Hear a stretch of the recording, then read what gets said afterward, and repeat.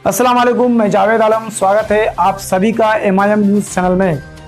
और इंडिया मजलिस इत्तेहादुल मुस्लिमीन से जुड़ी हुई न्यूज़ लेकर मैं आज हाजिर हूं। उससे पहले आपसे गुजारिश है कि अगर आप हमारे चैनल को सब्सक्राइब नहीं किए हैं तो प्लीज़ चैनल को सब्सक्राइब कर लें और वीडियो को लाइक ज़रूर करें। क्या नरेंद्र मोदी की सरकार इन 20 जवानों का बदला लेगी? नहीं लेगी।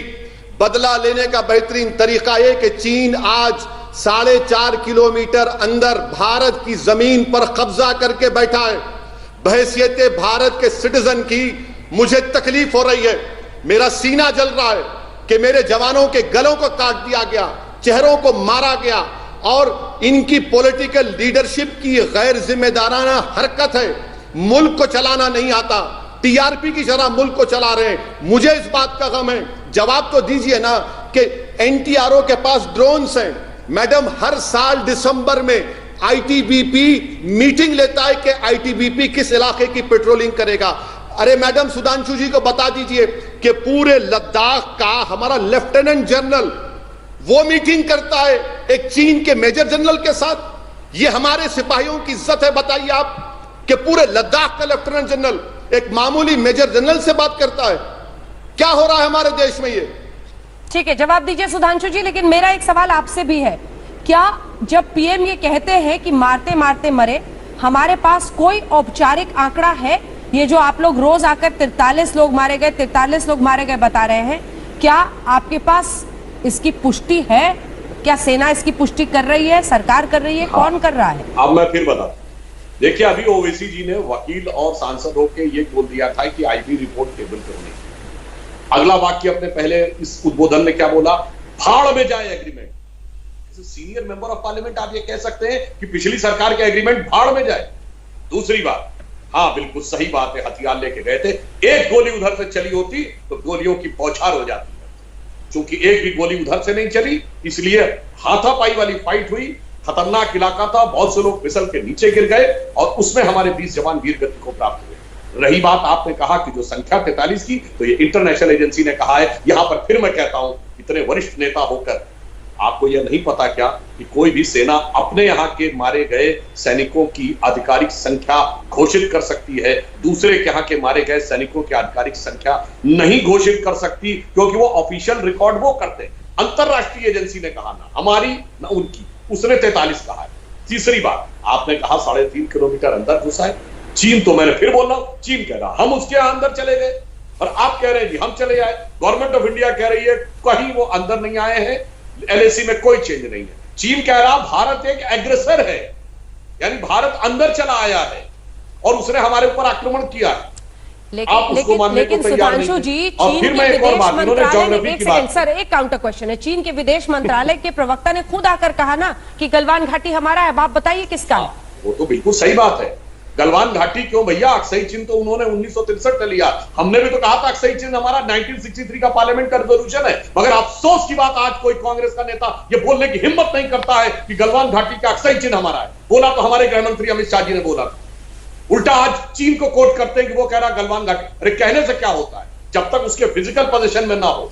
अब मैं उदाहरण की दूसरी बात कहता हूं, जैसे उदाहरण के लिए हम कहते हैं POK हमारा है, मगर अभी POK हमारे वास्तविक नियंत्रण में नहीं है ना। अब दूसरी बात जो इन्होंने कहा ज्योग्राफी की बात, जनाब ज्योग्राफी की बात ही तो मैं बता रहा हूं। चीन को पेट में क्यों दर्द हो रहा था? ये जो सड़क बन रही थी, ये कराकोरम हाईवे जो चाइना का चाइना पाकिस्तान इकोनॉमिक कॉरिडोर है, उससे सिर्फ 5-6 किलोमीटर दूर थी। अब चीन की ज्योग्राफिकल लोकेशन ही चीन के लिए समस्या है। देखिए पूरे दुनिया को पता होगा चीन ऊपर है।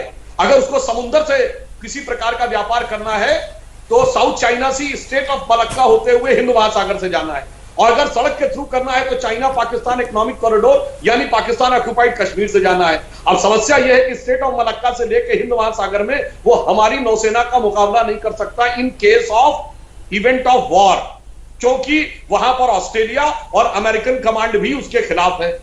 यहां पर क्या हो गया कि अगर उसकी सड़क के हम 6 किलोमीटर नजदीक आ जाएंगे तो इन केस ऑफ वॉर हम उनके मूवमेंट को रोक सकते हैं।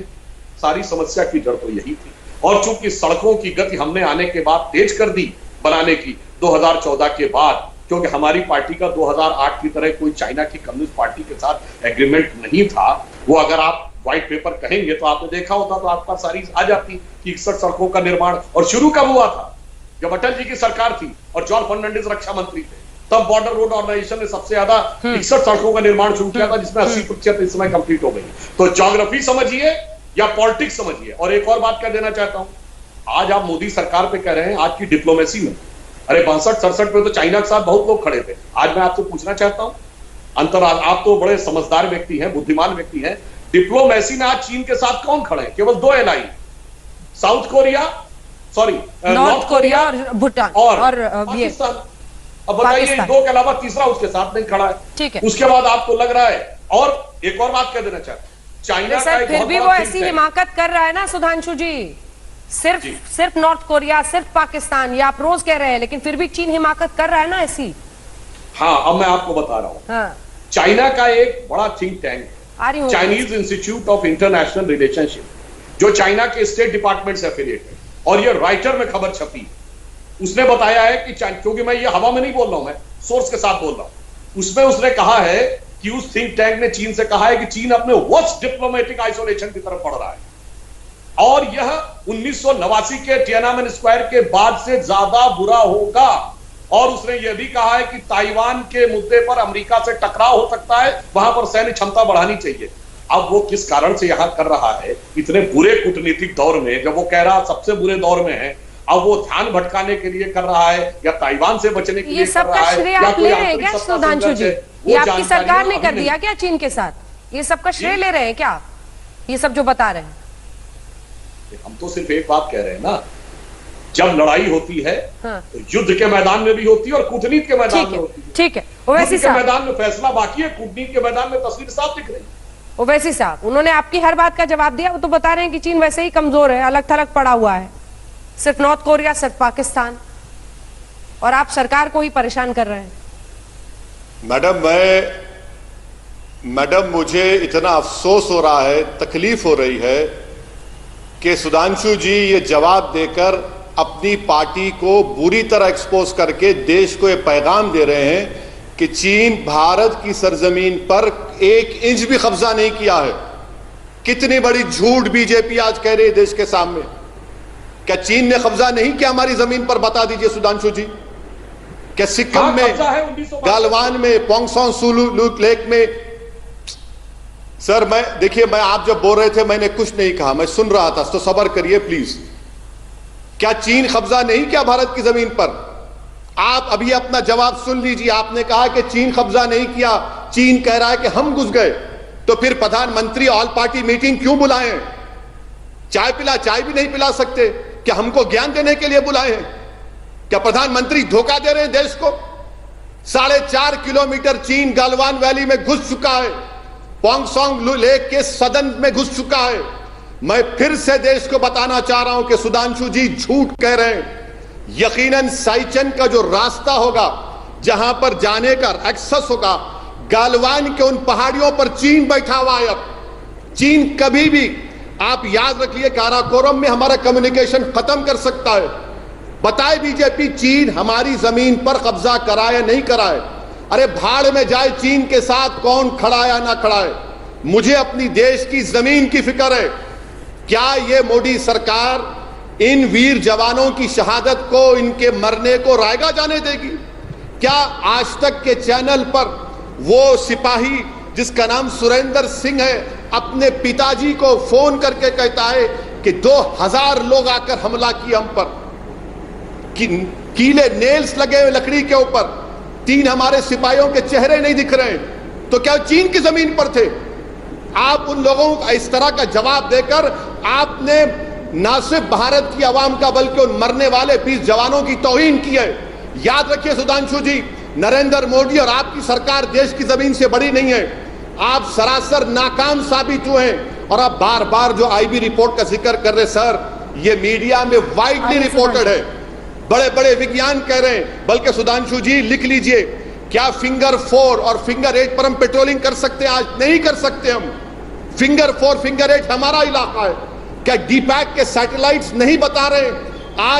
आज भी हिंदू अखबार में सैटेलाइट के इमेज आया कि गालवा पोंगसोंग सू लेक पर चीन डैम बना रहा है, और आप यहां पर बैठकर इस तरह से बोल रहे हैं आपकी पार्टी की तरफ से। सुधांशु जी, ये आप नहीं कह रहे हैं, ये आपकी जबान नहीं, आपकी जबान जरूर है, मगर आप अपनी सरकार की इस गलत पॉलिसी को, जो देश को धोखा दे रहे हैं, हमारे सिपाही मारे गए और हमारी जमीन को हिफाजत नहीं कर सके, आप हमारे देश के तमाम लोगों पर धूल झोंक रहे हैं। अफसोस हो रहा है मुझे। बताइए, आप डिफेंस मिनिस्टर के करीबी साथी हैं कि हर साल दिसंबर में डिफेंस मिनिस्टर एमएचए आईटीबीपी बैठकर साल भर की पेट्रोलिंग नहीं तय करता? क्या हमारे एनटीआरओ के पास ड्रोन्स नहीं है, सैटेलाइट के इमेजेस हैं? किस तरह आपकी सरकार ने हमारे लद्दाख के एक लेफ्टिनेंट जनरल हरिंदर सिंह को एक मेजर जनरल के साथ बैठने को दिया? याद रखिए, चीन से मुकाबला करना है तो 56 इंच का सीना नहीं, दिमाग होना पड़ेगा और एक धड़कता हुआ दिल होना पड़ेगा इस देश के लिए। आप कब तक इस मुल्क को टीआरपी रेटिंग की तरह चलाएंगे?